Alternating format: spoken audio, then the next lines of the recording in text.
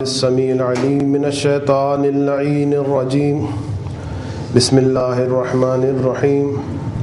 الحمد لله رب العالمين والصلاة والسلام على أشرف الأنبياء والمرسلين وأهل بيته الطيبين الطاهرين المعصومين المظلومين الغر الميامين الذين أذهب الله عنهم الرجس وطهرهم تطهيرا.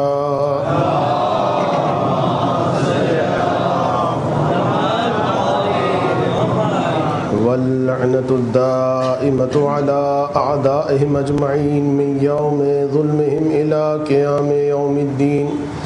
اللهم كن لوليك الحجة ابن الحسن صلواتك عليه وعلى آبائه في هذه الساعة وفي كل ساعة وليا وحافظا وقاعدا وناصرا ودليلا وعينا حتى تسكنه أرضك طوعا وتمتعه فيها طويلا. رب اشرح لي صدري ويسر لي أمري واحلل عقدة من لساني يفقه قولي. آمين يا رب العالمين. أما بعد فقد قال الله الحكيم. بسم الله الرحمن الرحيم. ألم تر كيف ضرب الله مثلا كلمة طيبة كشجرة طيبة أصلها ثابت وفرعها في السماء. وقال الله سبحانه وتعالى ومثل شجرة خبيثة ومثل كلمة خبيثة كشجرة خبيثة اجتثت من فوق الأرض ما لها من قرار. درود پڑھ دیجئے محمد والی.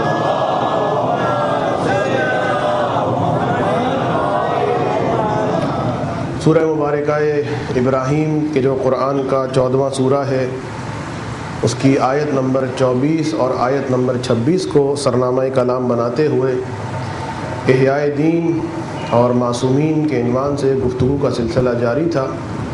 کل ہماری اس سلسلے میں آخری گفتگو ہوگی اور آج ایک مرتبہ پھر پہلے دن جو بات آیت کے ترجمے کے ذیل میں بیان کی تھی، تاکہ دوبارہ سے اذہان میں تازہ ہو جائے کہ خداوند عالم دو شجروں کی بات کر رہا ہے، دو درختوں کی بات کر رہا ہے، دو کلموں کی بات کر رہا ہے.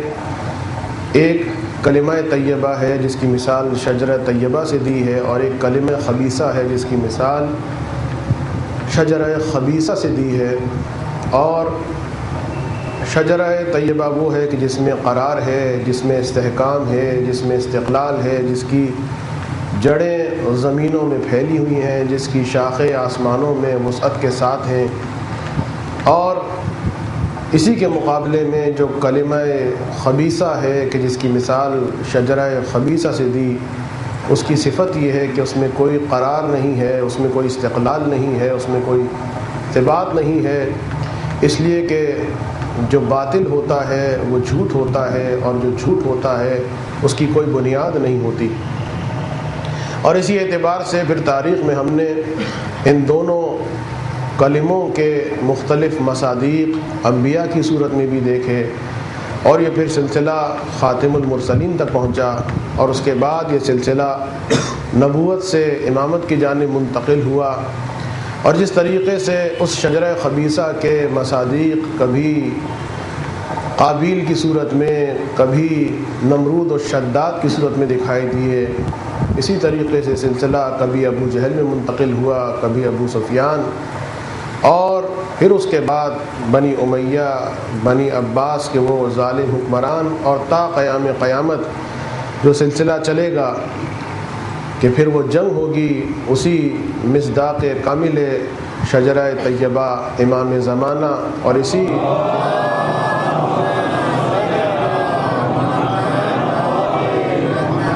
شجرہ خبیثہ کے مصادیق اور اس کے سردار، کہ جس میں کہیں ہمیں دجال دکھائی دیتا ہے، کہیں ہمیں سفیانی دکھائی دیتا ہے، اور پھر انتہا میں ہمیں شیطان دکھائی دیتا ہے.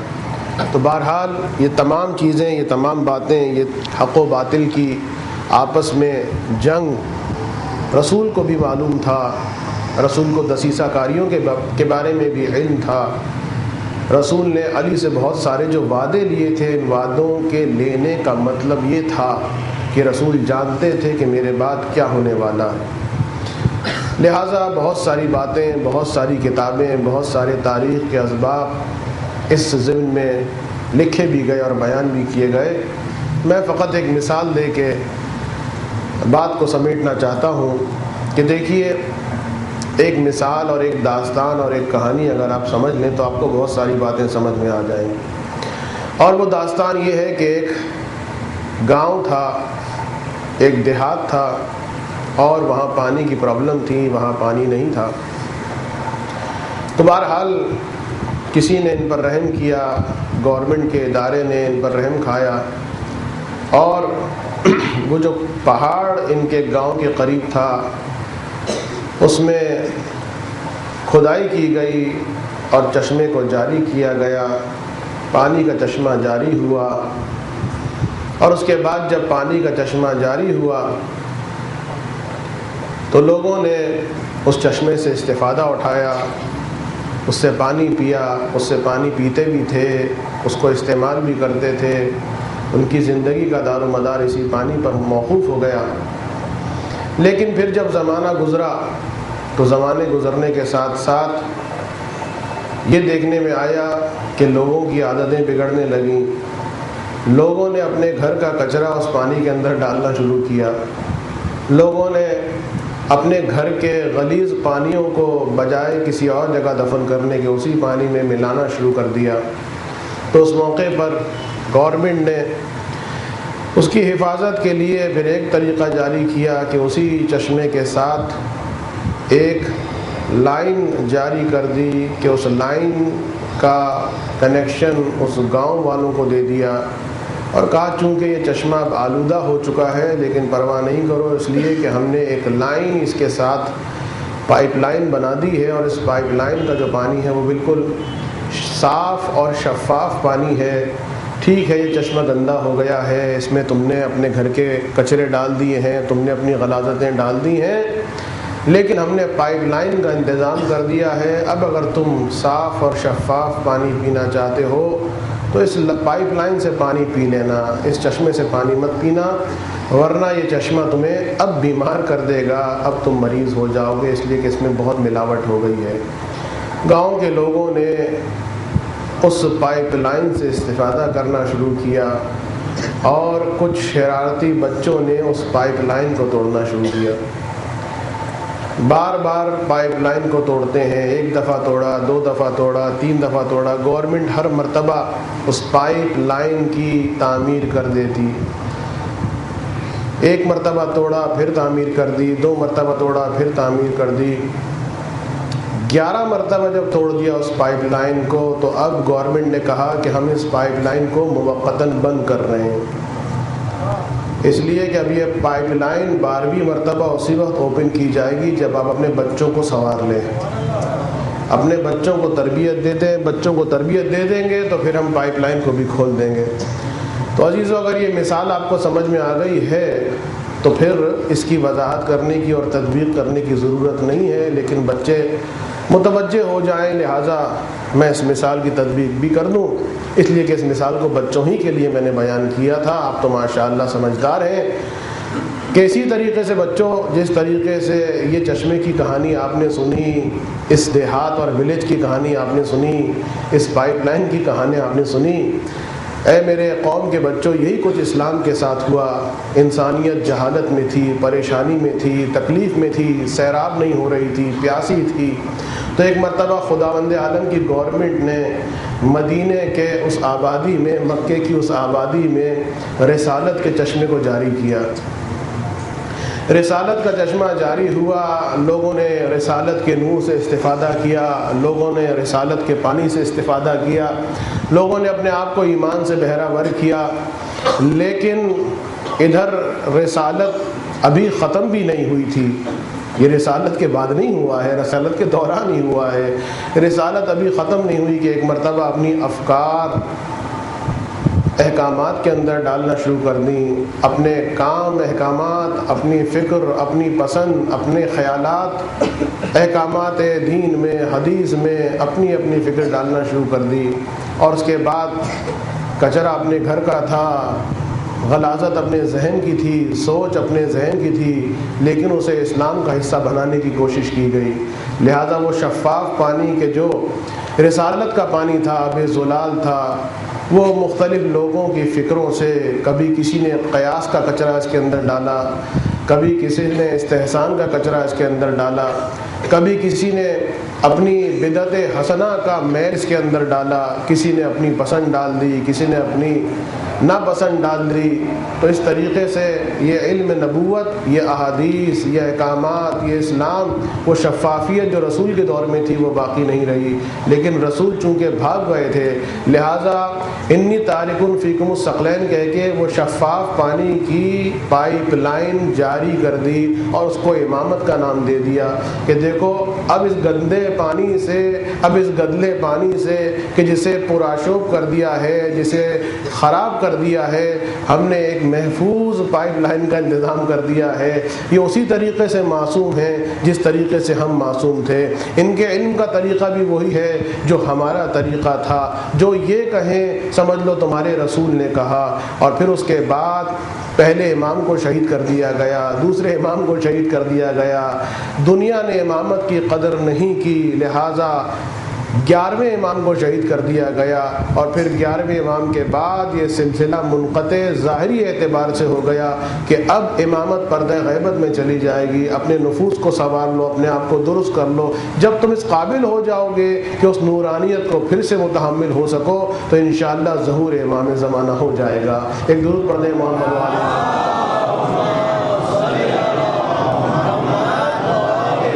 کبھی کبھی بچوں کو سمجھانے کے لیے اس طریقے سے بھی بات کو سمجھایا جانا چاہیے، اور پھر یہی وجہ ہے کہ ہمارا سلسلہ اسی امامت کے ساتھ ہے، ہمارے علوم کا سلسلہ، ہماری احادیث کا سلسلہ، ہماری روایات کا سلسلہ چونکہ متصل ہے ائمہ علیہم الصلاۃ والسلام میں، لہٰذا ہمیں کوئی ضرورت نہیں ہے کہ اپنے قیاس کو اس کے اندر داخل کریں، ہمیں ضرورت نہیں ہے کہ ہم اپنے استحسان کو اس کے اندر داخل کریں۔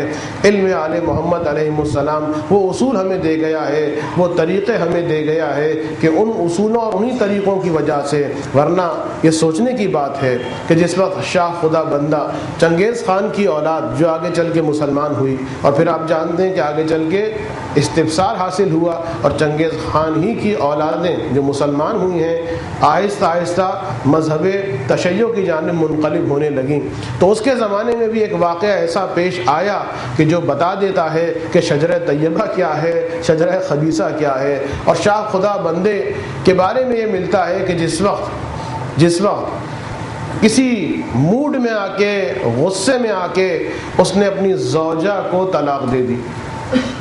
زوجہ کوئی معمولی زوجہ تو نہیں ہے، وہ بادشاہ ہے تو وہ ملکہ ہے، اور ملکہ کو اس نے طیش میں آ کے کہہ دیا انت طالق انت طالق انت طالق، میں تمہیں طلاق دیتا ہوں، میں تمہیں طلاق دیتا ہوں، میں طلاق دیتا ہوں۔ تو اس سے پہلے جو کچھ اسے بتایا گیا تھا کہ اگر کوئی آدمی ایک ہی مجلس میں ایک ہی موقع پر 3 مرتبہ کہہ دے طلاق طلاق طلاق، تو اب رجوع نہیں ہو سکتا، اب وہ دوبارہ آپ کی بیوی نہیں بن سکتی ہے، اب دوبارہ وہ تعلقات قائم نہیں ہو سکتے ہیں۔ تو اب طریقہ کیا ہے؟ طریقہ یہ ہے کہ پھر حلالہ کیا جائے گا، اور حلالے کا طریقہ یہ ہے کہ اب باقاعدہ فقہ موجود ہے، شریعت موجود ہے، میں اپنی بات نہیں کر رہا ہوں، پریشان نہ ہوئیے آپ، اس لیے کہ آپ کو تو پریشان ہونے کی ضرورت ہی نہیں ہے، اس لیے کہ ہمارے یہاں تو 3 کی نوبت ہی نہیں آتی ہے، 3 کی نوبت ویسے بھی نہیں آتی ہے، طلاق میں بھی نہیں آتی ہے۔ درود پڑھ دیں محمد والے۔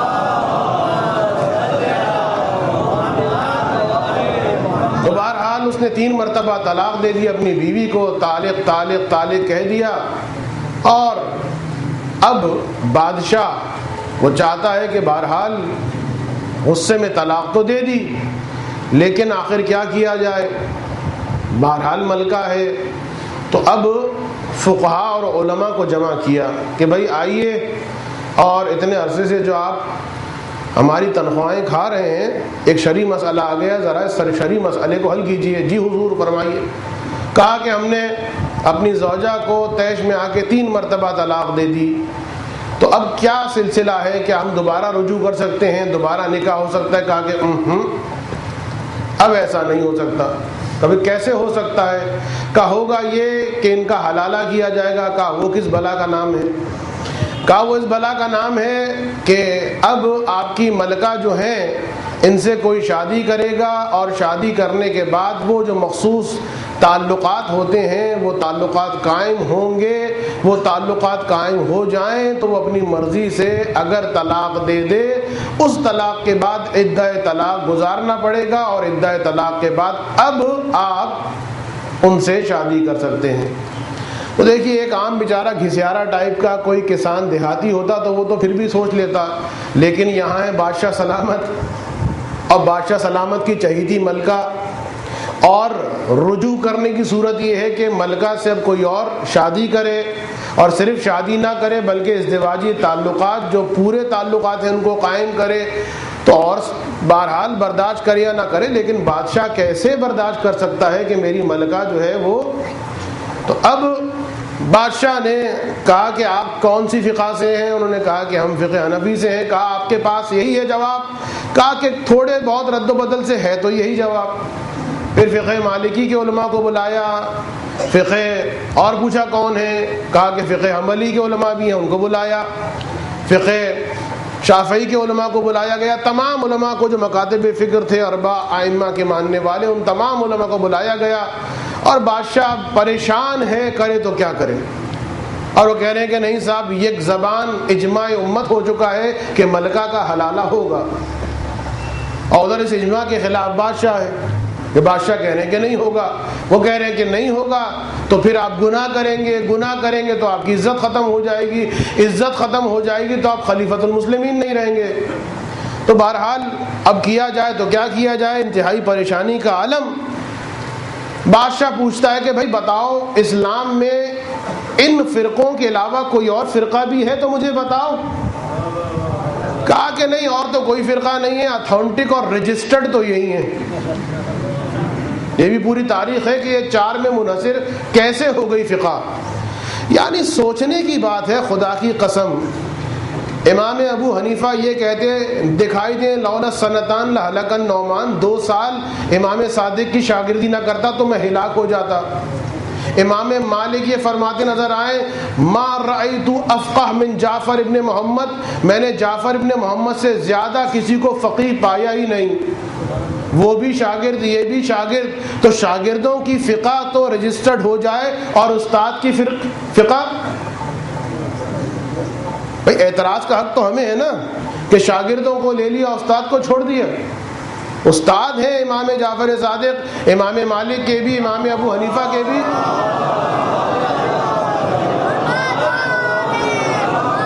اور پھر آگے چل کر جو امام شافعی، امام حنبلی، انہی امام مالک کے شاگرد ہیں۔ تو شاگرد کا شاگرد بھی شاگرد ہوتا ہے نا، تو امام مالک کے شاگرد امام حنبل، امام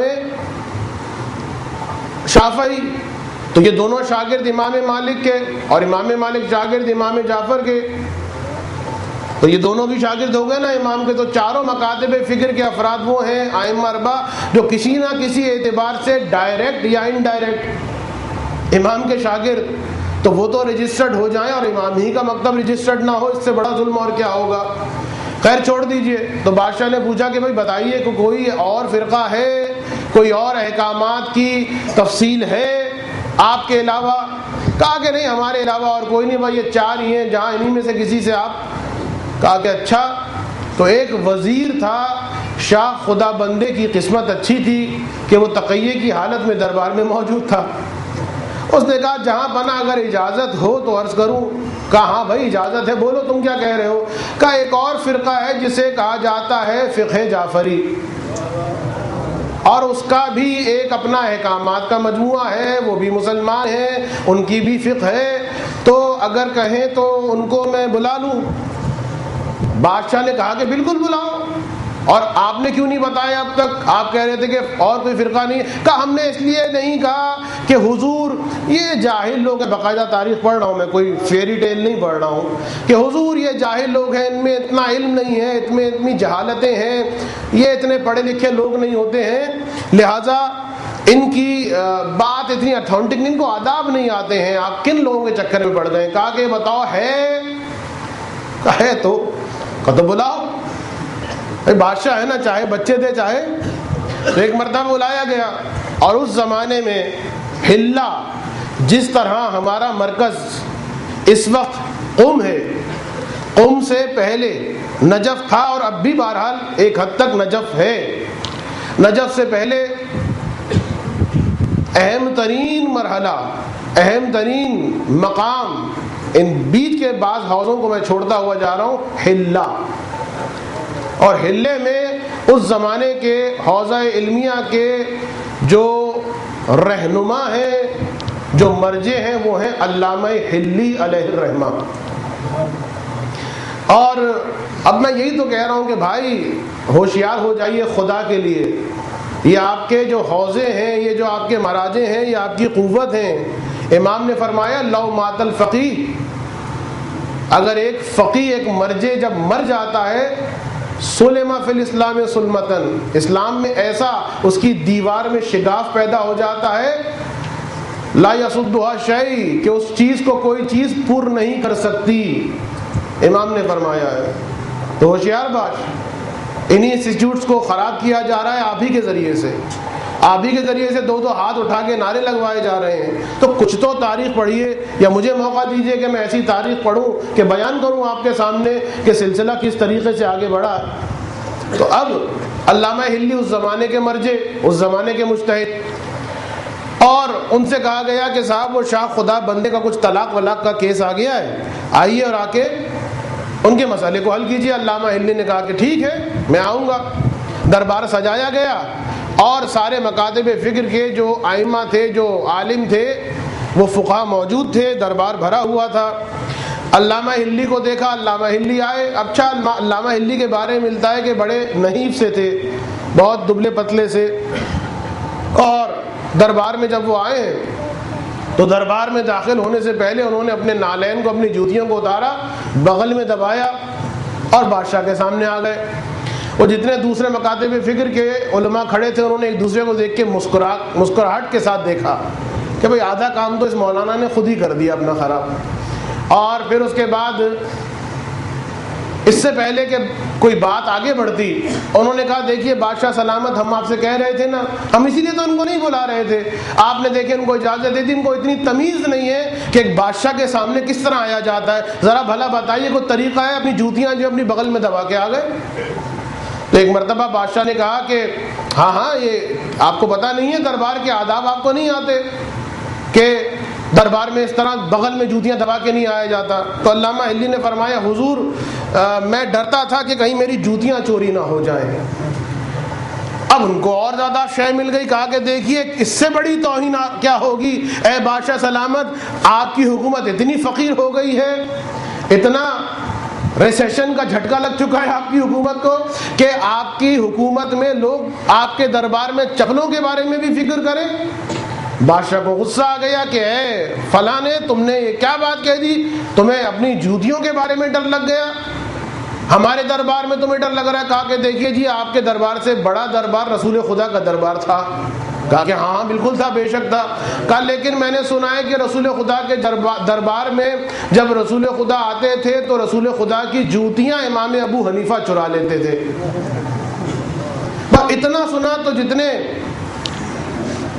امام ابو حنیفہ کے مکتب سے تعلق رکھنے والے افراد علماء موجود تھے، سب طیش میں آ گئے. بادشاہ سلامت یہ جھوٹ بولتا ہے، ہم نے تو پہلے کہا تب کیوں آپ اس سے پوچھے جا رہے ہیں؟ ذرا بتائیے. یہ کہہ رہا ہے کہ امام ابو حنیفہ رسول خدا کی جوتیاں چرا لیتے. نعوذ باللہ. ارے کیسا ممکن ہے کہ امام ابو حنیفہ تو سن 180 ہجری میں پیدا ہوئے ہیں، رسول کے 150 سال بعد جن کی ولادت ہوئی ہو، رسول کے زمانے میں تو تھے ہی نہیں وہ، نہ انہوں نے رسول کو دیکھا، نہ رسول کی بزم میں گئے، تو جوتیاں کہاں سے چرائیں گے؟ کہا کہ اچھا سوری میں بھول گیا تھا، نہیں وہ امام ابو حنیفہ نہیں تھے، وہ امام مالک تھے. اب ایک مرتبہ امام مالک کے وقت تک والے آگے بڑھے، یہ کیا بول رہے ہیں؟ کبھی کچھ بولتے ہیں. ارے امام مالک وہ بھی 150 سال پرانے، نہ رسول کو دیکھا.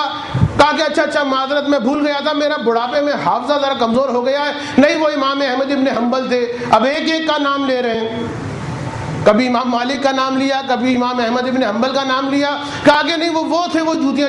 ہر کوئی آگے کیا بات کر رہے ہیں آپ، انہوں نے نہ رسول کو دیکھا. ارے 100 سال پرانے رسول کے 100 سال کے بعد، 150 سال کے بعد، 250 سال کے بعد یہ لوگ دنیا میں آئے ہیں، کیسے ہو سکتا ہے؟ کہا اچھا اب سن لیجیے آپ، بادشاہ سلامت آپ بھی گواہ، یہ خود اپنے قول پر گواہ. ابھی آپ نے سنا کہ یہ ان اماموں کو مانتے ہیں کہ ان میں کا ایک امام 150 سال پرانا ہے رسول سے.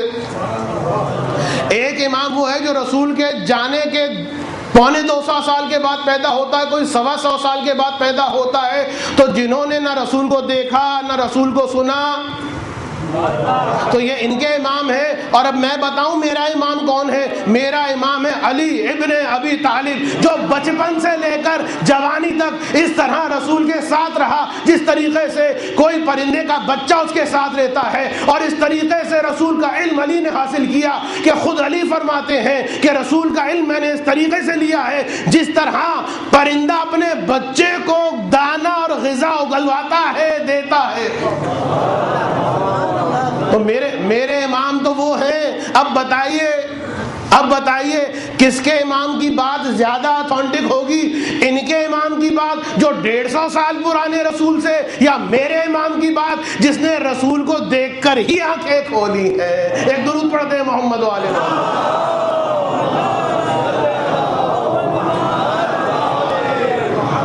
ارے پڑھے رہنے دیتے، کوئی بات نہیں. علم کو ہاتھ ہی لگ رہا تھا، مجھے تبرک ملتا رہتا. رکھ دیجئے بھائی، تاکہ ان کو بھی دکھ جائے کہ جو کہتے ہیں کہ علم کو چومنا بدعت ہے. کوئی بات. درود پڑھتے ہیں محمد و آل محمد.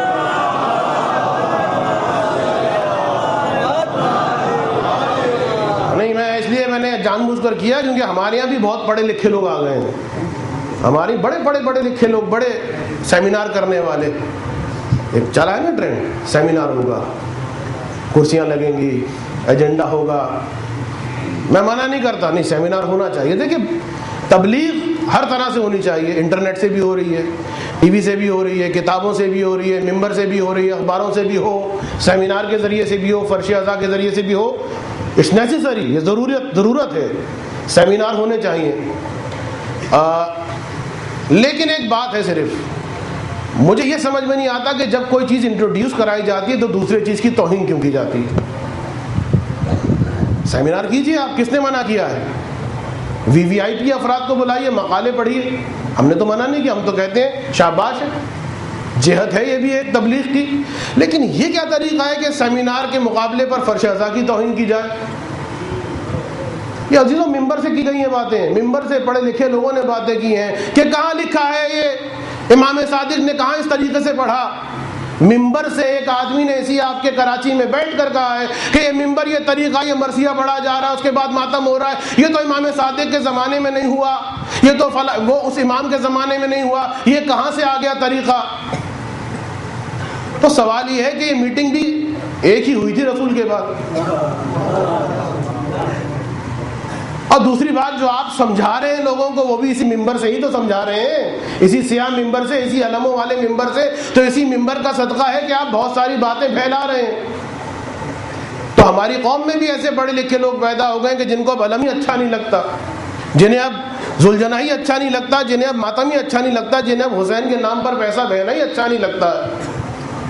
تو بہرحال ان کے لیے بھی یہ بات یاد رہے کہ یہ علم جو ہے ٹھیک ہے، اس کا کپڑا کسی دکان میں تھا، اس کا دھاگا کسی دکان میں تھا، اس کی کوئی عزت نہیں تھی علم بننے سے پہلے. سعودی عرب کے ایک حکمران کو ہمارے ایک عالم نے قرآن دیا، اس نے لے کے قرآن چوما. اس نے کہا کیوں چوما، بدعت کیوں کی؟ کہا بدعت تو نہیں، قرآن کو چوما ہے. کہا قرآن تو نہیں ہے، تو جلد ہے، قرآن تو اس کے اندر ہے. کہا اندر نہیں ہے، لیکن چونکہ اب یہ جلد جو ہے اس سے منسوب ہو گئی ہے تو ہم بھی تو علم کو. اور آیت اللہ وحید خراسانی نے جملہ کہا تھا، ایسے پڑھے لکھے شیعوں سے آ گئے، ایسے پڑھے لکھے شیعہ جو ممبروں پہ بیٹھ گئی، کبھی تعزیے کے خلاف، کبھی علم کے خلاف، کبھی فلاں چیز کے خلاف. اپنی حدود میں رہیے آپ. انہی چیزوں کا صدقہ ہے کہ آج آپ کے سر پہ امامہ ہے. انہی چیزوں کا صدقہ ہے کہ آپ کو بولنے کا موقع ملا ہے، اور انہی کے خلاف جس تھالی میں کھا رہے ہیں اسی میں آیت اللہ وحید خراسانی سے جب یہ کہا گیا کہ یہ بتائیے کہ یہ جو علم ہے، یہ جو نکالتے ہیں، اس کی بھی کوئی حیثیت ہے؟ اپنے ہی پڑھے لکھے ان سے پوچھ رہے ہیں، کن سے؟ جو فل عالم ہے اس وقت، آیت اللہ وحید خراسانی، کہ جو آپ کو پتا ہوگا ایام فاطمیہ میں بھی وہ جو ہمارے، میں کیا بولوں، میں کیا لفظ استعمال کروں، بے وقوف لوگ جو مراجع کو برا بھلا کہتے ہیں، پہلے شہزادی فاطمہ کو دیکھ لیں اس کے بعد کچھ بولیں، یہ وہ مرجع ہیں کہ جو ایام فاطمیہ کے اندر ابھی بھی موجود ہے۔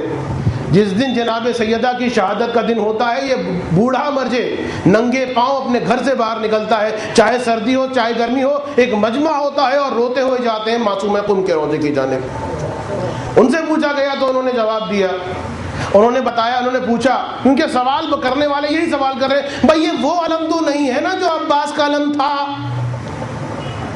یہ خود تو حضرت عباس نہیں ہے نا، ان کا کپڑا، یہ تو ایک دکان کا کپڑا تھا۔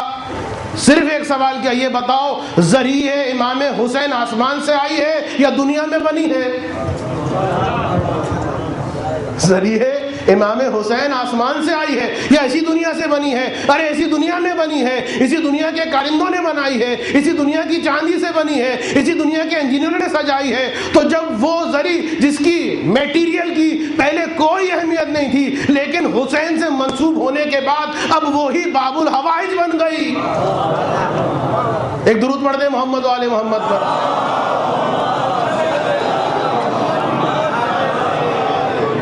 معذرت کے ساتھ میرے ساتھ مشکل یہی ہے کہ میں بات کچھ کرتا ہوں کہیں اور نکل جاتا ہوں، الکلام یجر الکلام، اور نہیں معلوم کہاں کہاں نکل جاتا ہوں۔ تو بات سمیٹ دوں، میں ختم کر دوں کہ اب جب انہوں نے کہا، علامہ ہلی نے، واقعا ہمارے مذہب کے مدافع ہیں جنہوں نے ولایت کا اس بات کیا ہے، امامت کا اس بات کیا ہے۔ آج یہ بہت بڑی سازش ہے، آپ نوٹ کیجئے واللہ اس بات کو، 8 سال 10 سال میں ہر آدمی چاہے ممبر پر ہو، چاہے نوحہ پڑھ رہا ہو، چاہے کچھ بھی کر رہا ہو، کیوں مراجع کے خلاف یہ شور اٹھ گیا ہے؟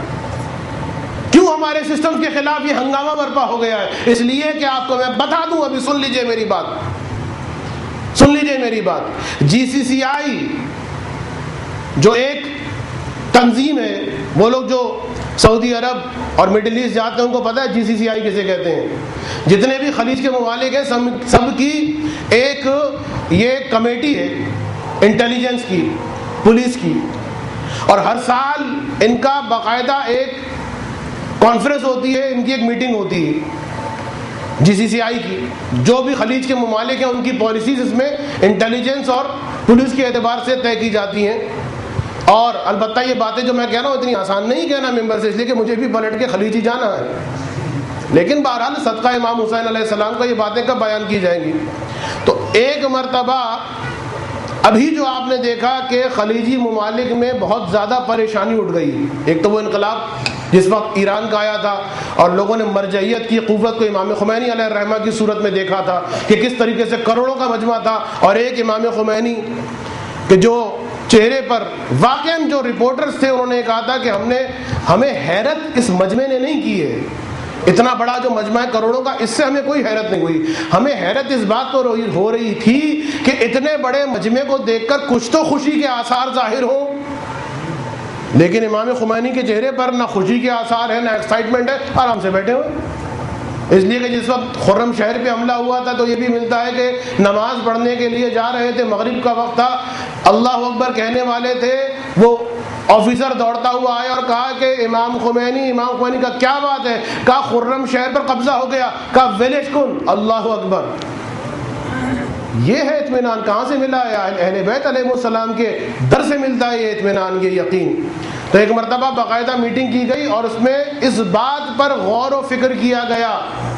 ایک وہ مجمع دنیا نے دیکھا کہ جو امام خمینی علیہ الرحمہ کا تہران کا مجمع تھا، اور دنیا نے مرجعیت کی طاقت کو دیکھا، اور پھر اس کے بعد زمانہ گزرا، لوگ بھول گئے، لیکن پھر ایک مرتبہ مرجعیت کی طاقت کو دنیا نے دیکھا، اور اس بنیاد پر میٹنگ ہوئی، جی سی سی آئی کا ایجنڈا بنا کہ 30 سال سے صدام جیسا خونخوار عامر ان کو قیمے کی مشینوں میں ڈالتا ہے۔ یہ میں نے کوئی اصطلاحی بات نہیں کی ہے، پریکٹیکلی قیمے کی مشینیں بنی ہوئی ہیں بڑی بڑی، جس کے اندر ڈالا جاتا تھا جس کے ہاتھ میں ایک دفعہ مفاتیح الجنان کو دیکھ لیا جائے۔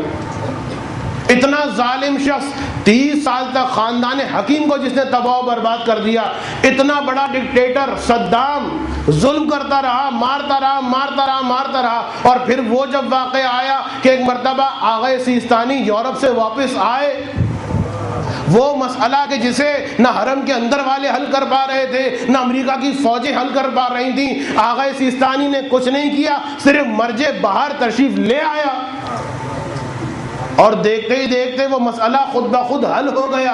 یہ تھی مرجعیت کی دوسری قوت۔ دوسری مرتبہ تو GCCI میں باقاعدہ اس بات پر بحث ہوئی ہے کہ آخر کیا کیا جائے ان کے ساتھ۔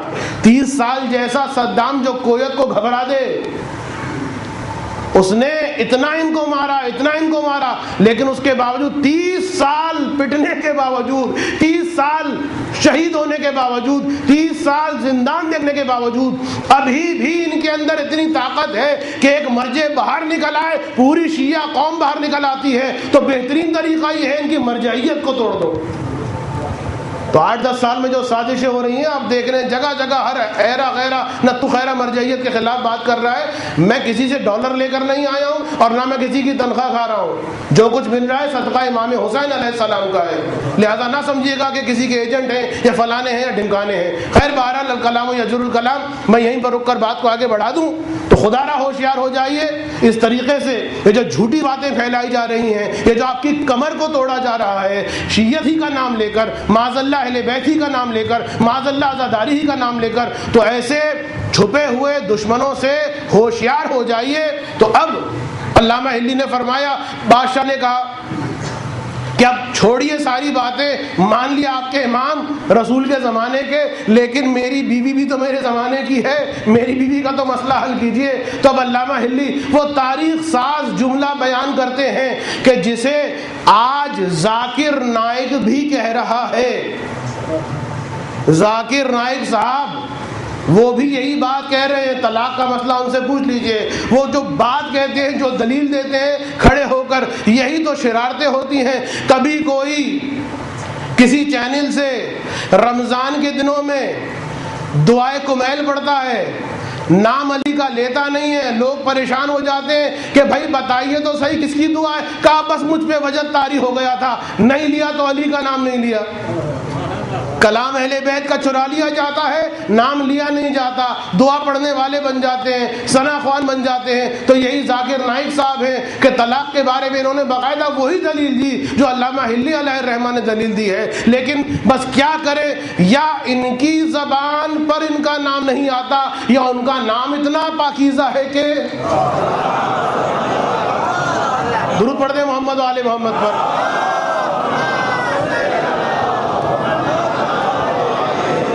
ایک مرتبہ نہیں، میں وہ بات مکمل کر دوں، دیکھیے وہ بات مکمل کر دوں جو سیمینار کی بات آئی تھی۔ میں سیمینار کے خلاف نہیں ہوں، یہ بات کی تھی نا، دیکھیں کہاں سے کہاں نکل جاتی ہے بات۔ یہ بھی انہی کا صدقہ اہل بیت کا کہ پھر یاد بھی دلا دیتے ہیں کہ سیمینار ہم اس کے خلاف نہیں ہیں، ہونے چاہیے سیمینار، لیکن سیمینار میں ہوتا کیا ہے، ہم گئے تھے، میرے ساتھ 2-4 آدمی اور تھے، کہا کہ ان کو ادھر بٹھائیے، وہ ان کی سیٹ سے وہ نمبر لگے ہوئے، مولانا صاحب آپ وہاں بیٹھیے آگے۔ دوسرے کوئی آئے مہمان، ان کو وہاں بٹھائیں، ان کو یہاں بٹھائیں، وہ وہاں بیٹھے گا، بچے پیچھے، وہ آگے، ارینجمنٹ ہو رہی ہے نا پوری۔ اور فرش اعظم میں کیا ہوتا ہے، فرش اعظم میں کیا ہوتا ہے، کروڑ پتی ہوگا مالک، ہوگا آفیسر، ہوگا ملونر، دیر سے آؤ گے دروازے پہ بیٹھو گے، یہ تمہارا چپڑاسی یہاں بیٹھے گا، یہاں آگے پیچھے نہیں ہے۔ جو آ گیا حسین کے دربار میں، حسین کے لیے سب محترم ہے، وہاں نہیں ہے مہمان خصوصی، وہاں نہیں ہے کہ بچوں کو وہاں بٹھایا جائے بچے یہیں بیٹھیں گے، وہاں نہیں ہے کہ ان کو وہاں بٹھایا جائے ان کو وہاں بٹھایا۔ دربار حسینی بھائی یہی تو وہ فرش عزا ہے کہ جہاں پر ایک نماز ہے کہ جس میں آپ کہتے ہیں ایک ہی صف میں کھڑے ہو گئے محمود و ایاز، نہ کوئی بندہ رہا نہ کوئی بندہ نواز۔ تو ایک نماز خدا کی نماز ہے اور ایک نماز عشق حسینی ہے. نماز عشق حسینی سیمینار میں نہیں دکھائی دے گی، اس فرش عزا میں دکھائی دے گی. ایک درود پڑھ دیں محمد و آل محمد.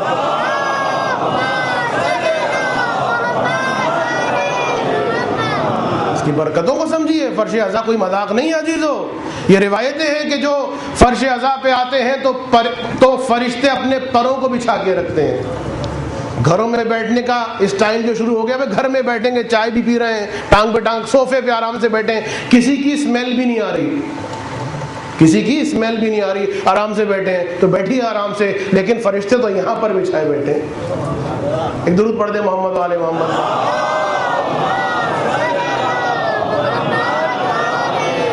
تو اب پوچھا کہ بھائی میرا مسئلہ بیان کرو، میری وائف کا مسئلہ حل کرو. یہ سب تو پیچھے لگے ہوئے حلالہ ہوگا. اب مجھے تو بھروسہ بھی نہیں، چاروں میں سے کوئی ایک ہوگا جو چکر میں ہوگا. اور وہ یہ کہیں گے نا آپ کو سنتوں بھرا مولوی نہیں چاہیے، وہ سنتوں بھرا مولوی یہی ہوگا ان میں سے کوئی ایک. تو ان مولویوں سے تو مجھے بہت ڈر لگتا ہے. اب کیا کیا جائے بتائیے کچھ. کہا کہ دیکھیے ایک بات بتائیے کہ یہ بات بالکل طے ہے، سن لیجئے گا ہماری فقہ میں بھی، کہ جب 3 طلاقیں ہو جائیں تو 3 طلاقوں کے بعد پھر وہ طلاق بائن ہو جاتی ہے. یہ بھی ہماری فقہ میں ہے. 3 طلاقیں ہو جائیں تو 3 طلاقوں کے بعد پھر رائے حل وہ ہے جو بیان کی گئی. لیکن علامہ ہلی فرماتے یہ ہیں کہ مجھے بادشاہ سلامت ذرا ان لوگوں کے سامنے جواب دیجیے اور یہ لوگ بھی جواب دیں. یہ میری تسبیح ہے، ٹھیک، اس تسبیح کو اگر میں توڑ دوں 1 مرتبہ تو کیا کہیں گے آپ میں نے کتنی مرتبہ تسبیح کو توڑا؟ سب نے کہا کہ بھئی ہم کہیں گے کہ آپ نے 1 مرتبہ تسبیح کو توڑا. اب علامہ ہلی فرماتے ہیں لیکن کوئی ہے جو کہے کہ میں نے 3 مرتبہ تسبیح کو توڑا؟ کہا کہ نہیں، کوئی نہیں کہے گا کہ آپ نے 3 مرتبہ تسبیح کو توڑا. کہا کیوں نہیں کہے گا کہ 3 مرتبہ تسبیح کو نہیں توڑا؟ کہا اس لیے کہ بھائی 3 دفعہ توڑنے کے لیے 3 دفعہ جوڑنے کی بھی ضرورت پڑے گی. بھائی پہلے آپ نے تسبیح توڑی، پھر جڑے گی، پھر ٹوٹے گی، پھر جڑے گی، پھر ٹوٹے گی، پھر جڑے گی. تو اب جب جڑے گی 3 مرتبہ تبھی 3 مرتبہ ٹوٹنا کہلائے گا. 1 مرتبہ توڑنے کے بعد اگر زبردستی کہنا ہے 3 مرتبہ توڑ دی. کہا کہ بادشاہ سلامت آپ کی بیوی کو کسی حلالے ولالے کی ضرورت نہیں ہے، ابھی ایک ہی طلاق واقع ہوئی ہے. جب 1 مرتبہ توڑنے سے تسبیح 3 مرتبہ ٹوٹنا نہیں کہلاتی تو اتنا مقدس بندھن 1 دفعہ ٹوٹنے سے کیسے 3 دفعہ ٹوٹ جاتا ہے؟ ایک درود پڑھ دے محمد و آل محمد.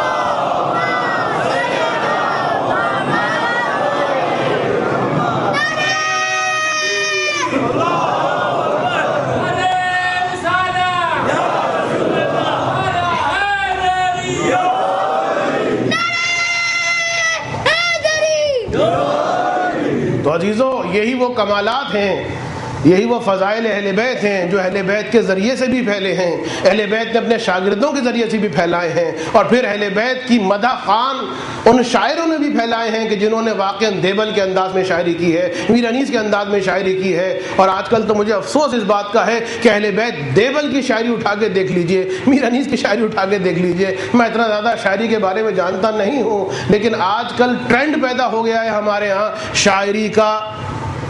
تو بہرحال یہ کوئی بری بات تو نہیں ہے. اہل بیت علیہ السلام کی منقبت دیوبند نے بھی بیان کی ہے اور شعراء نے بھی بیان کی ہے. لیکن مجھے صرف ایک بات سمجھ میں نہیں آتی، کیوں شعراء نصیریوں کی تعریف اور مدح کرتے ہیں اپنے اشعار کے اندر؟ یہ واقعاً لمحہ فکر ہے. کیوں آخر اپنے قلابے ملانے کے لیے، اپنے قافیے ملانے کے لیے نصیریوں کی تعریف کی جاتی ہے؟ باقاعدہ میں نے خود اپنے گناہگار کانوں سے سنا. ایک شاعر صاحب یہ کہہ رہے تھے، مجھے شعر تو یاد نہیں ہے کیونکہ مجھے شعر ویسے ہی یاد نہیں رہتے، لیکن انہوں نے یہ کہا، اس شعر کا مفہوم یہ تھا کہ مجھے نصیری اس لیے پیارا لگتا ہے کیونکہ وہ علی سے پیار کرتا ہے. یہ مذہب اپنا اس شاعر نے ممبر سے بیان کیا، اگرچہ شاعر کا کوئی مذہب ہوتا نہیں کہ مجھے نصیری اس لیے پیارا لگتا ہے. اس قسم کے شعر آپ نے سنے ہوں گے مجھے نصیری اس لیے پیارا لگتا ہے کیونکہ وہ علی سے پیار کرتا ہے، تو جب وہ علی سے پیار کرتا ہے تو مجھے پیارا لگا، تو بات تو تمہاری اور اس کے درمیان ہو گئی، علی کہاں گیا؟ بھئی میں کیا کہہ رہا ہوں؟ وہ علی سے پیار کرتا ہے لہٰذا مجھے پیارا لگا، اتنا تو بتا کیا علی بھی اس سے پیار کرتا ہے؟ مجھے جواب دے، پوری ملت، پورے شورا، پورے مورخین، علی نے ایک مرتبہ بھی کہا ارے اتنے پیار سے مجھے خدا خدا کہہ رہا ہے، جا اس بات پر تجھے معاف کیا؟ جب بھی خدا کہا علی نے عذاب نازل کیا۔ تو اگر آپ کا دل آپ کا علی ہے، میں کیا کہہ رہا ہوں، اگر دل آپ کا علی ہے، یعنی آپ نے اپنا امام اپنے دل کو بنایا ہے، علی ابن ابی طالب کو نہیں بنایا، تو اب جہاں آپ کا دل جائے وہاں جائیے، لیکن چونکہ ہم نے دل کو بٹھا دیا ہے، علی کو سجا لیا ہے، اب علی جس کی تعریف کرے گا ہم اس کی تعریف کریں گے، اور علی جس پر عذاب نازل کرے گا، جو علی کی نگاہ میں منفور ہے وہ شیعوں کی نگاہ میں بھی منفور ہے۔ تو نہیں سمجھ میں آتا مجھے کیوں شاعر جو ہیں وہ نصیریوں کی تعریف کرتے ہیں، نصیریوں کے بارے، ارے علی کو بھی تو دیکھو، علی نے کبھی کسی، میرے مولا نے کسی میں چیلنج ہے سب کو، تمام معصومین کے بارے میں، تمام معصومین کے ذریعے سے لے آئے ساری کتابیں، ایک موقع پر بھی یا علی ابن ابی طالب نے یا میری شہزادی نے یا امام صادق نے یا امام موسی کاظم نے، کسی امام نے بھی ان نصیریوں کی تعریف کی ہو وہ ہم سے بڑا پیار کرتے تھے؟ جب بھی کہا ملعون کہا، لعنت بھیجی، تو جب ائمہ علیہم السلام لعنت بھیج رہے ہیں ان پر، عذاب نازل کر رہے ہیں ان پر، تو آپ کے شعروں کا اور اشعار کا معیار کیا ہے؟ آپ کی پسند طے کر لیجیے، آج آپ کی پسند کیا ہے، معیار کیا ہے؟ ائمہ کی مرضی یا اپنے دل کی مرضی؟ اگر اپنے دل کی مرضی چلانی ہے تو جنہوں نے فقہ کے اندر اپنی مرضی چلائی، ہم نے تو ان کو بھی مجتہد نہیں مانا، آپ کو شاعر کیا مان لیں گے؟ ایک درود پڑھ دیں محمد و آل محمد پر۔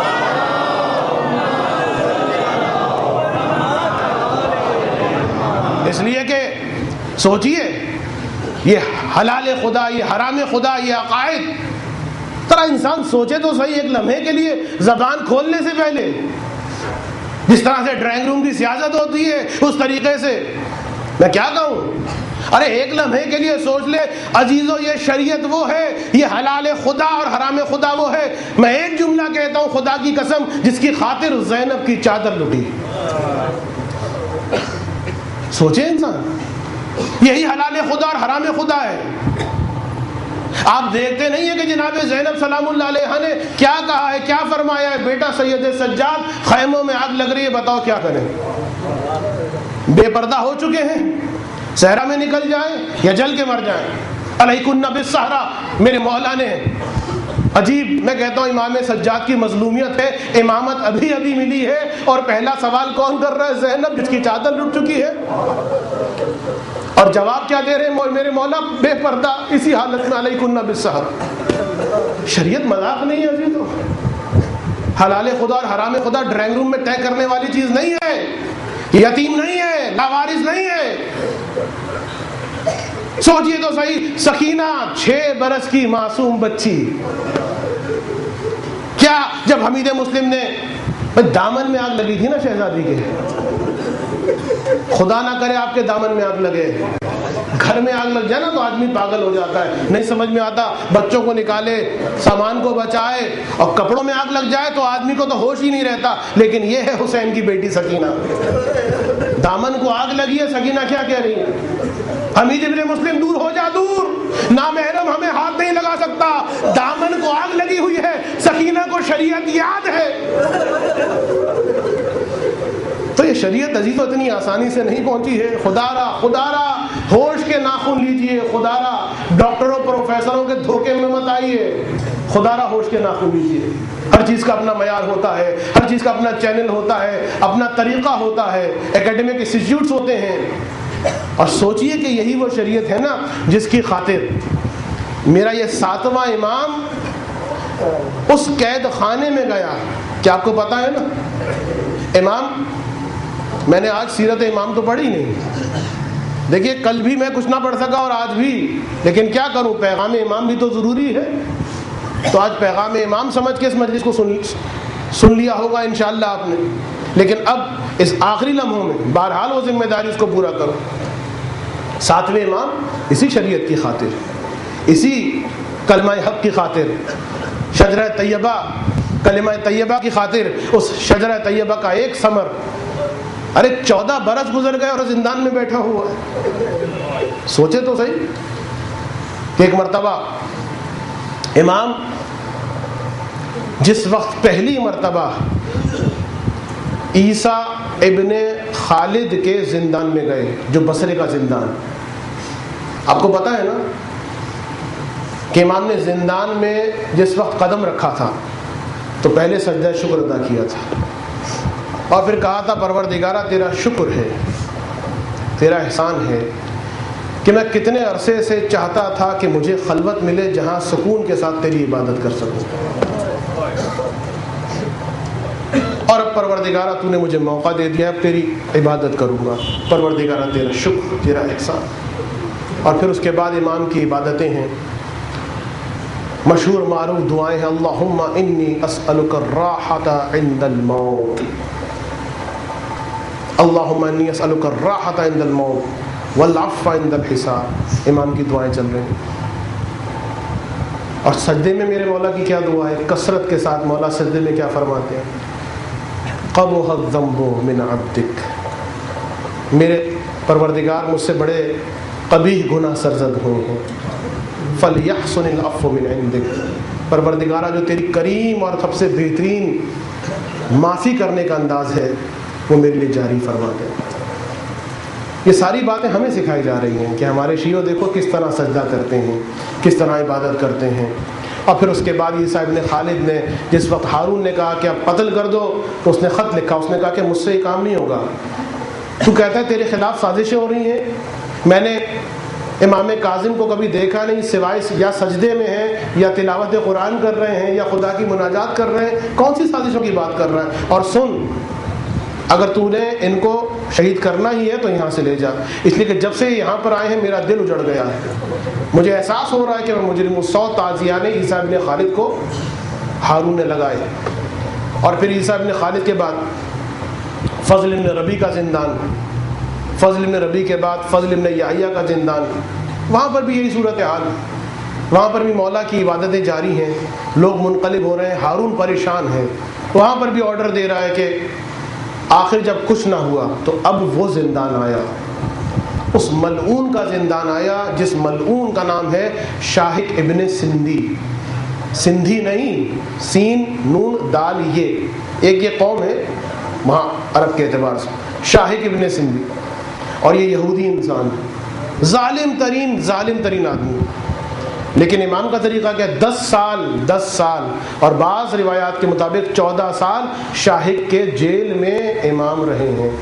آپ بغداد جاتے ہیں نا زیارت کے لیے تو مومنین تھک جاتے ہیں، کہتے ہیں کہ اتنی سیڑھیاں ہیں، زمین کے اندر جا رہی ہیں سیڑھیاں، 50 سے اوپر سیڑھیاں، اور اس کے بعد وہ زندان کہ جس میں کوئی روشنی نہیں ہے، جس میں کوئی ہوا نہیں ہے۔ اور مولا کا طریقہ کیا ہے، جو روایت میں نے پڑھا، میرے مولا کا طریقہ زندان میں کہ مولا نماز تہجد کو ملاتے ہیں نماز صبح سے، نماز تہجد نصف شب سے شروع ہوتی ہے اور اتنی طولانی کہ مولا پھر نماز شب کے بعد نماز فجر کے بعد اب مولا کی تعقیبات شروع ہو جاتی، تعقیبات، دعائیں، مناجات، اور یہ سلسلہ اس وقت تک جب تک سورج طلوع نہیں ہو جاتا، اور جیسی سورج طلوع ہوتا میرا مولا سجدے میں گر جاتا۔ اب میرا 7واں امام مسلسل سجدے میں ہے یہاں تک کہ ظہر کا وقت آ جاتا، اور ظہر کی نماز کے لیے جب میرا مولا کھڑا ہوتا تو وضو کیے بغیر کھڑا ہوتا، یعنی ساری رات عبادت کی ہے، صبح کے ٹائم عبادت کی ہے، تعقیبات پڑھی ہیں، سجدے میں گئے ہیں، اور اب جو طلوع آفتاب سے میرا مولا سجدے میں جا کر گرا ہے اور اب ظہر کے وقت پیشانی اٹھا رہا ہے تو بغیر وضو کے ظہر کی نماز پڑھ رہا ہے، یعنی اس سجدے کے دوران نہ نیند آئی ہے نہ اونگ آئی ہے۔ مسلسل سجدہ، اور اس کے بعد ظہر اور عصر کی نماز تمام ہوتی ہے۔ ظہر و عصر کی نماز تمام ہونے کے بعد پھر خداوند عالم کی بارگاہ میں سجدہ، اور اب یہ سجدہ اتنا طولانی ہے کہ مغرب کی نماز آ جاتی ہے۔ سوچئے تو صحیح، مغرب کی نماز آ جاتی ہے، میرا ساتواں امام اب مغرب کی نماز پڑھتا ہے، اب عشاء کی نماز پڑھتا ہے، اب تعقیبات ادا کرتا ہے، اور پھر اس کے بعد وہ موقع آتا ہے کہ وہ زندان میں آنے والی وہ روٹی کہ جس میں کنکر زیادہ ہیں، جس میں گندم کم ہے، ایک کاسہ آپ امام فرماتے ہیں بسم اللہ الرحمن الرحیم، اب تک میرا مولا روزے سے تھا، روزہ افطار کر رہا ہے، کس انداز میں افطار کر رہا ہے، مولا افطار کرتے ہیں، اور افطار کرنے کے بعد کچھ دعائیں پڑھنے کے بعد تھوڑی دیر کے لیے مولا نیند لیتے ہیں، تھوڑی دیر کے لیے، اس لیے کہ رسول خدا نے فرمایا ہے نماز شب بہترین یہ ہے کہ انسان تھوڑا سو لے، ایک نیند آ جائے، اس کے بعد نماز شب پڑھے۔ تو سنت رسول یہ ہے،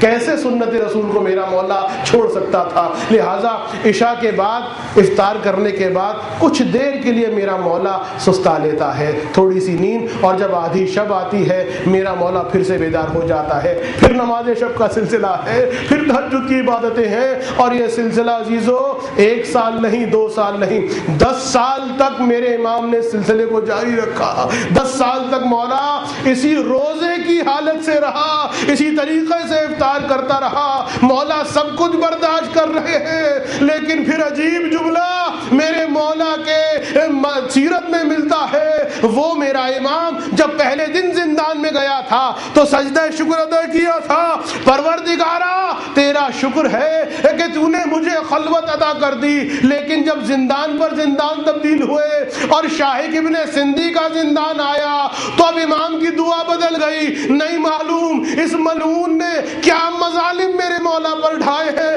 خدا کی قسم میں بیان نہیں کر سکتا، صرف اشارہ کروں گا، ایسی ایسی مصیبتیں تمہارے امام پر گزری ہیں تم تصور نہیں کر سکتے، مگر اتنا ملتا ہے اب مولا کی دعا بدل گئی، وہی دعا جو جناب شہزادی کانین کہ جنہوں نے یہ کہا تھا صبت علیہ مصائب لو انہا صبت علی الایام سرنا لیالیا، اے میرے بابا مجھ پر ایسی مصیبتیں پڑی ہیں، ارے روشن دنوں پہ پڑتی، روشن دن سے راتوں میں بدل جاتے، سیدہ کی مصیبتیں کہ پھر سیدہ ان مصیبتوں کے بعد جب پہلی مرتبہ اپنے بابا کے قبر کے مبارک پر آتی ہے تو سیدہ نے اپنے دونوں ہاتھوں کو بلند کر کے یہی کہا تھا، ایک دعا پڑھی تھی شہزادی نے پہلی مرتبہ، ارے رسول کی قبر پر دعائیں مستجاب ہوتی ہیں، پہلی زیارت ہو تو دعا ضرور مستجاب ہوتی ہے، رسول کی قبر ہے، پہلی زیارت ہے، شہزادی دعا مانگ رہی ہے،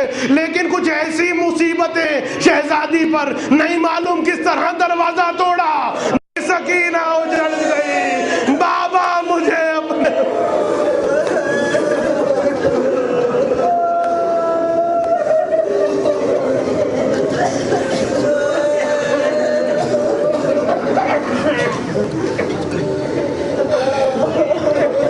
الا ولعنۃ اللہ علی قوم الظالمین وسيعلم الذين ظلموا أيّا منقلب ينقلبون یا رب الحسین بحق الحسین ارزقنا معرفة الحسین وزیارة الحسین وشفاءة الحسین واشف صدر الحسین بظہور الحجة القائم علیہم السلام۔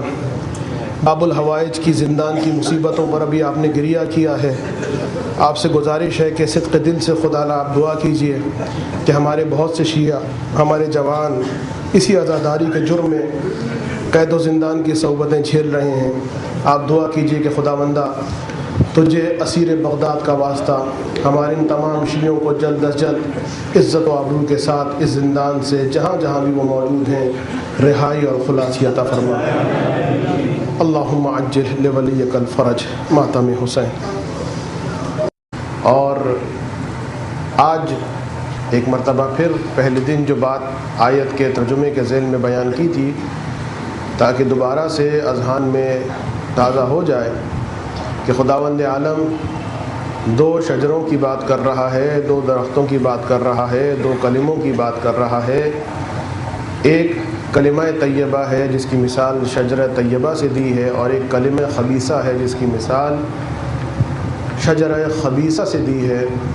اور شجرہ طیبہ وہ ہے کہ جس میں قرار ہے، جس میں استحکام ہے، جس میں استقلال ہے، جس کی جڑیں زمینوں میں پھیلی ہوئی ہیں، جس کی شاخیں آسمانوں میں وسعت کے ساتھ ہیں۔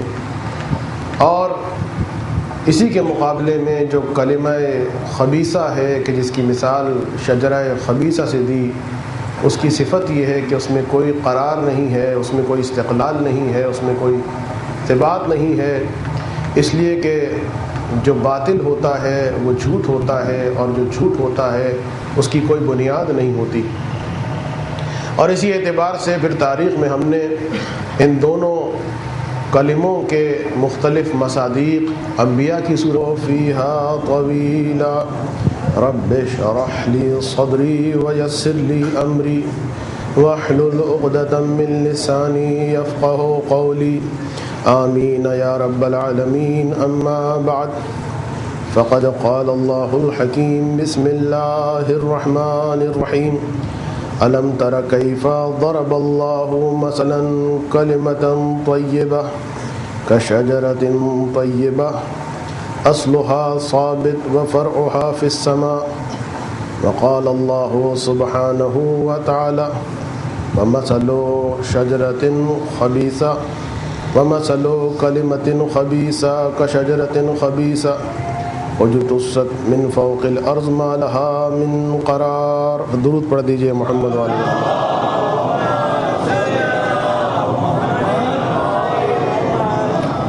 سورہ مبارکہ ابراہیم کے جو قرآن کا 14واں سورہ ہے، اس کی آیت نمبر 24 اور آیت نمبر 26 کو سرنامہ کلام بناتے ہوئے احیاء دین اور معصومین کے عنوان سے گفتگو کا سلسلہ جاری تھا۔ کل ہماری اس سلسلے میں آخری گفتگو ہوگی۔ رسول نے علی سے بہت سارے جو وعدے لیے تھے، ان وعدوں کے لینے کا مطلب یہ تھا کہ رسول جانتے تھے کہ میرے بعد کیا ہونے والا ہے، لہٰذا بہت ساری باتیں، بہت ساری کتابیں، بہت سارے تاریخ کے اسباق اس ضمن میں لکھے بھی گئے اور بیان بھی کیے گئے۔ میں فقط ایک مثال دے کے بات کو سمیٹنا چاہتا ہوں کہ دیکھیے، ایک مثال اور ایک داستان اور ایک کہانی اگر آپ سمجھ لیں تو آپ کو بہت ساری باتیں سمجھ میں آ جائیں گی۔ اور وہ داستان یہ ہے کہ ایک گاؤں تھا، ایک دیہات تھا، اور وہاں پانی کی پرابلم تھی، وہاں پانی نہیں تھا۔ تو بہرحال کسی نے ان پر رحم کیا، گورنمنٹ کے ادارے نے ان پر رحم کھایا، اور وہ جو پہاڑ ان کے گاؤں کے قریب تھا اس میں کھدائی کی گئی اور چشمے کو جاری کیا گیا، پانی کا چشمہ جاری ہوا۔ اور اس کے بعد جب پانی کا چشمہ جاری ہوا تو لوگوں نے اس چشمے سے استفادہ اٹھایا، اس سے پانی پیا، اس سے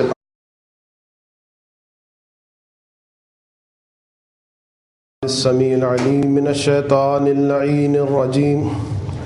بسم اللہ الرحمن الرحیم۔ الحمد للہ رب العالمین والصلاة والسلام علی اشرف الانبیاء والمرسلین واہل بیتہ الطیبین الطاہرین المعصومین المظلومین الغر المیامین الذین اذهب اللہ عنہم الرجس وطہرہم تطہیرا۔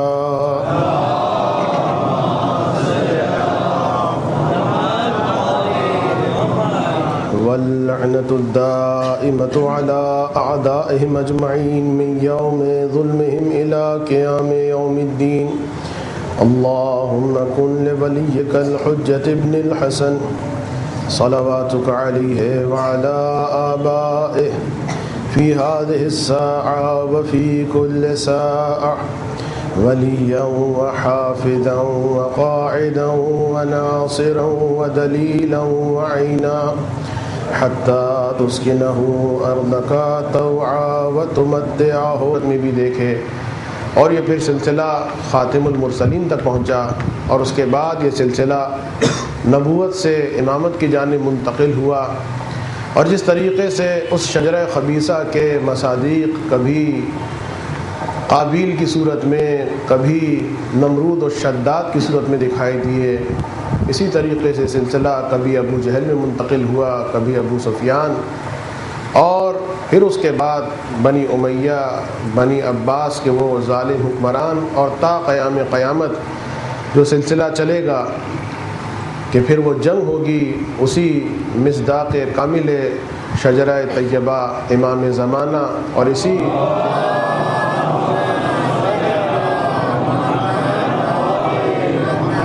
شجرہ خبیثہ کے مصادیق اور اس کے سردار کہ جس میں کہیں ہمیں دجال دکھائی دیتا ہے، کہیں ہمیں سفیانی دکھائی دیتا ہے، اور پھر انتہا میں ہمیں شیطان دکھائی دیتا ہے۔ تو بہرحال یہ تمام چیزیں، یہ تمام باتیں، یہ حق و باطل کی آپس میں جنگ رسول کو بھی معلوم تھا، رسول کو دسیسہ کاریوں کے بارے میں بھی علم تھا۔